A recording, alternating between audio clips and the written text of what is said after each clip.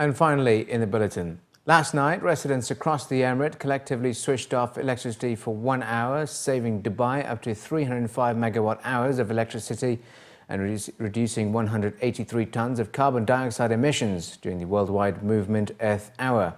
While this in itself was enough cause to celebrate, to mark the event, a new world record was also set with the display of the world's largest infinity mirror. Yara Obeidat has this report. Humans have been exploiting the planet's resources for many years now. However, with the emergence of new industries, technologies, and the ongoing increase in the world's population, the repercussions of this exploitation are becoming more evident and tangible every day. While the UAE is a relatively small country, unfortunately as a nation, its ecological footprint is quite large, especially when it comes to water consumption.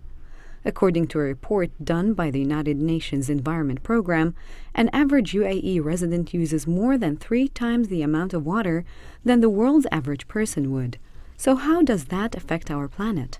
I'll try to give you one example. So if 1,000 people, for example, take a bath instead of a shower, it's equivalent of sitting in a car, going into your car and drive 112 hours, which means driving from Dubai to Prague and back, approximately. So if we as individuals, for example, instead of taking that bath, which contributes to climate change here because our water is desalinated as technically energy, we would use 1/5 of the water consumption. And if you think about that again, and if it's 1,000 people, then it's quite a lot. The good news is, thanks to the vision, creative initiatives, and quality programs currently being implemented, remarkable results in energy and water conservation are being achieved. In fact, Dubai was the first Arab city to participate in Earth Hour in 2008. The United Arab Emirates government is very keen on sustainability, and this is shown through our leadership's commitment to support sustainability. If you have seen during the last few years, the UAE, being at Abu Dhabi, being at Dubai, all of them have basically taken steps forward in terms of implementing sustainable initiatives. The climate is becoming dangerously unbalanced due to human interference, and the choices we make in the next few years will determine our future.